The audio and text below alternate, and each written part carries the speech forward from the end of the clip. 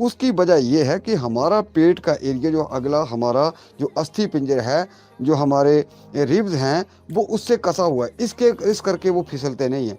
और ये जो हमारा कमर का हिस्सा है वो आगे पेट है, तो वो अकेले ही स्टैंड पर है। आगे पेट है, जैसे ये देखिए, ये मान लिया स्पाइन है और आगे पेट है, तो इसको ये वेट लेने के लिए ऐसी कोई ठोस चीज़ नहीं है।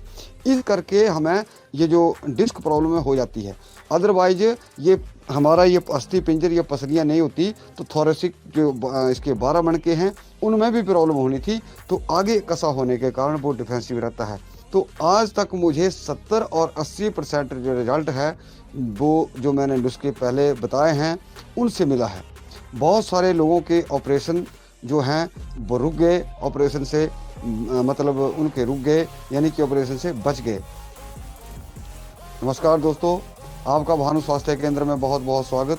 दोस्तों, आज के इस वीडियो में जो चीज़ें बता रहा हूँ उसे कृपया ध्यानपूर्वक सुनिए। और आज के इस वीडियो में मैं sciatica, cervical spondylitis, L4, L5, S1 के इलाज के बारे में मैं बताने जा रहा हूँ। ये L4, L5 और S1 जो है, जहाँ भी जितने भी मैंने मरीजों के कॉल आते हैं या व्हाट्सएप मैसेज करते हैं या कमेंट्स आते हैं, तो L4, L5, S1। लेकिन दोस्तों, एक इसमें बड़ी विचित्र बात है जो शायद आपको कोई नहीं बताएगा, मैं बताता हूँ।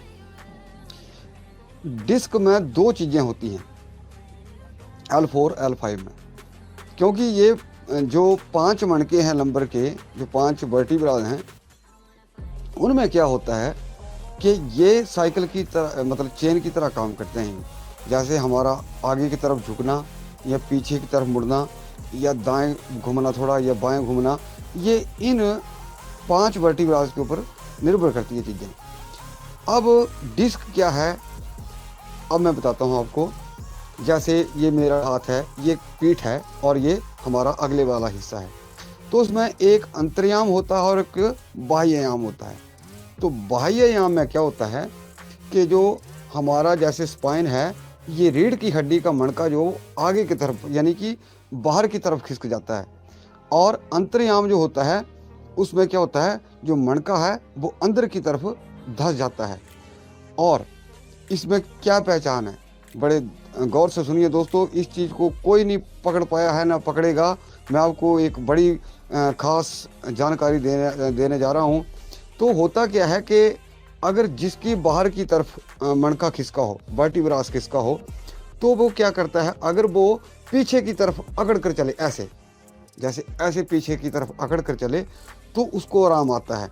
या पेट के बल वो लेट जाता है और थोड़ा पीछे की तरफ मुड़ता है, तो उसको आराम मिलता है। लेकिन आगे की तरफ मुड़ने से या झुकने से उसको बहुत ज़्यादा तकलीफ होती है। और जो अंतर्याम है उसमें क्या होता है कि वो मणका जो है वो अंदर की तरफ होता है, और जैसा ही वो आगे की तरफ झुकता है तो क्या होता है, मणका जो है वो ऑटोमेटिकली बाहर आता है। दोस्तों, बहुत सारे, आपने एक एग्जांपल देता हूँ, लेकिन उससे पहले मैं सभी माताओं, बहनों, भाइयों से ये निवेदन करना चाहूँगा कि लाइक वाला बटन ज़रूर दबा दें और इस वीडियो को जितना हो सके शेयर करते जाइए। ये बहुत ही गंभीर विषय है और गंभीर बीमारी भी है, और आधी दुनिया, आधी से ज़्यादा तो इसने लगड़ी कर रखी है। तो मैं चाहता हूँ दोस्तों कि बहुत सारे लोगों को इससे फ़ायदा हो। अब जैसे आपने एक छोटा सा एग्जांपल देता हूँ, जैसे आदमी आगे की तरफ झुकता है तो जो हमारी रीढ़ की हड्डी है, जैसे आदमी आगे की तरफ मुड़ेगा तो हमारे एक एक मणके को आप उसको छू सकते हैं, उसको महसूस कर सकते हैं। लेकिन जैसे आप पिछली तरफ मुड़ेंगे, जैसे पिछली तरफ आप ये करेंगे, तो क्या होगा, जो वर्टिब्रास हैं वो अंदर की तरफ चले जाएंगे। तो जैसे आप बाहर ऐसे करेंगे तो वर्टिब्रा जो है वो बाहर की तरफ आएगा। इसलिए जिसको अंतर्याम स्लिप डिस्क है तो वो ऐसे झुक कर चलेगा, तो उसको क्या होगा, आराम महसूस होगा। बहुत सारे आपने ऐसे देखे होंगे लोग जो झुककर, जिनको दर्द है वो झुककर चलते हैं, और कुछ लोग आपने ऐसे देखे होंगे कि वो पीछे की तरफ अकड़ कर चलते हैं। वो यही कारण है कि उनको बाह्ययाम ये डिस्क प्रॉब्लम है, और जो आगे की तरफ झुक कर चलते हैं उसको अंतर्याम बोलते हैं, यानी कि उसकी मणका जो है वर्टिब्रा वो अंदर की तरफ धंसा होता है। अब L4 से क्या होता है? L4 से दो मेजर प्रॉब्लम होती है आदमी को। एक तो नंबर 1 साइटिका, ऑपरेशन करवा चुके हैं, इस चीज़ से जूझ रहे हैं, उसमें क्या होता है या तो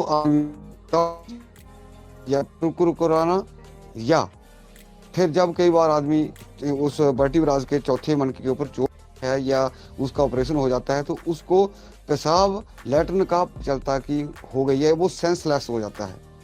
मेरे भाइयों, मैं सभी से निवेदन करना चाहूँगा कि लाइक वाला बटन भी ज़रूर दबाएं। यही मतलब ऐसा ही जो हमारे ऊपर वाले सर्वाइकल के जो 7 वर्टिब्रास हैं उनका हिसाब है। अब क्या होता है कि जैसे आपका वर्टिब्रास फिसल गया है और वहाँ से क्या होगा, दर्द के कारण वहाँ स्वेलिंग हो जाती है, और स्वेलिंग के कारण क्या होता है, आपका जो नर्वस सिस्टम है उसमें स्वेलिंग होती है, और जो स्वेलिंग के कारण वहाँ ब्लड सर्कुलेशन जो है जितना भी उस वर्टिब्रास से संबंधित है वहाँ वो प्रॉब्लम क्रिएट करेगा। अब आ गया आपका वर्टिब्रास का 5th वर्टिब्रास, 5वां मणका। तो 5वें मणके में क्या होता है, जैसे इनमें टांगों में दर्द, घुटनों का दर्द, पिंडलियों में दर्द, या पैरों के तलवे में दर्द, पैरों के पंजों में दर्द, पैरों की उंगलियों में दर्द, ये 5वें मणके की सबसे बड़ी ये है। और जो S1 है वो जैसे हम पिछले नितंब बोलते हैं, इनमें हिप्स में उसको दर्द होती है। तो एक्चुअली है सेंटर पॉइंट एक। दोस्तों, कई बोलते हैं कि हमें रिंगना है, कोई बोलते हैं हमें इन टांगों में जैसे मसल क्रैम्प्स हो जाते हैं, या मतलब जैसे दर्दें रहती हैं मसल में, वो केंद्र बिंदु एक ही है, और लेकिन हम जड़ गिनते हैं इन टांगों को, लेकिन जो असली वजह है वो स्पाइन से ही है। और जैसे मैंने कहा कि ट्रीटमेंट सर्वाइकल का भी वही है, वही ऑयल, वही मेडिसिन, और वही जो है वो स्लीप डिस्क का ट्रीटमेंट एक ही है। अब एक चीज़ बताइए कि बीच में रह गए आपके थोरेसिक के 12 मणके। तो 12 मणके वो क्या हैं, वो भी मूवमेंट करते हैं, लेकिन उनमें प्रॉब्लम नहीं होती है, वो नहीं फिसलते हैं। वो क्यों? उसकी वजह ये है कि हमारा पेट का एरिया, जो अगला हमारा जो अस्थि पिंजर है, जो हमारे रिब्स हैं, वो उससे कसा हुआ है, इस करके वो फिसलते नहीं हैं।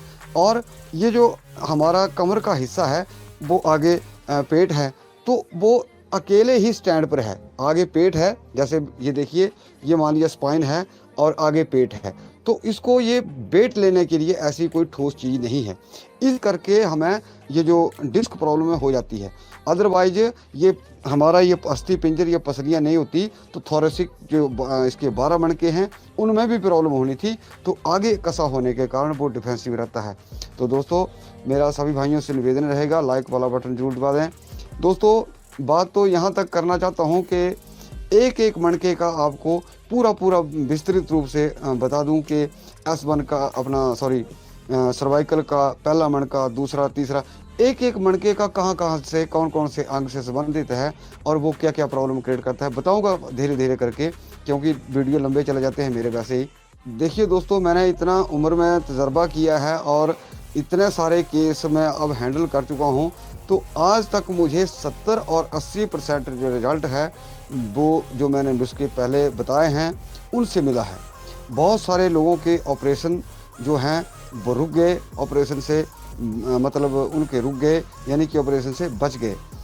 अब ये जो 20 और 30 की रेशो है, जैसे मैंने बताया कि 70-80% रिजल्ट मिला है, अब 20 और 30 का जो रह जाते हैं वो कौन से हैं? वो वही केसेस हैं जो अंतर्याम और बाह्यायाम से जुड़े हैं। तो अगर मैं असेसमेंट टोटल करूं तो मैं समझता हूं कि अगर जिसको ज़रूरत है वो 5% ही ऐसे केस होंगे जिनको ऑपरेशन की ज़रूरत होगी, अदरवाइज नहीं। क्योंकि हमारे, देखिए मैं आपको छोटा सा उदाहरण देता हूँ, जैसे आपने कोई चूड़ीदार, आपके पास ये नट होगा, तो आप उस नट को बहुत दिनों के बाद खोलने की कोशिश करेंगे, वो उस जंग के कारण नहीं खुलेगा, तो आप खींचेंगे नहीं, लेकिन जब आप उसको किसी लिब्रिकेंट या तेल के अंदर या किसी चीज़ से उसको डुबो के रखेंगे थोड़ी देर, तो वो थोड़ा उसके अंदर, और जैसे ही घुमाएंगे वो एकदम चूड़ी जो खुद जाएगी। वैसे ही हमारा इन वर्टिब्रास के अंदर है, जितना ये लुब्रिकेंट होंगे, जैसे हम मान लिया मरकट आसन भी कर रहे हैं, तो मरकट आसन में क्या होगा कि जैसे हम अपनी बॉडी को ऐसे ऐसे मूवमेंट करते हैं, तो अगर वो मणके सटे भी हैं या कम है या फिर अंतर्याम बाह्ययाम है, तो जैसे आपके मणके जो हैं ऑयल से नर्व जो है वो उनमें सोजिश कम होगी, उसमें ब्लड सर्कुलेशन कम होगा, वो वर्टिब्रास को नहीं खींच, और जैसे ही कोई एक्सरसाइज करेंगे वो मणके जो हैं, जो वर्टिब्रास हैं, अपनी जगह जगह आना सेट हो जाएंगे।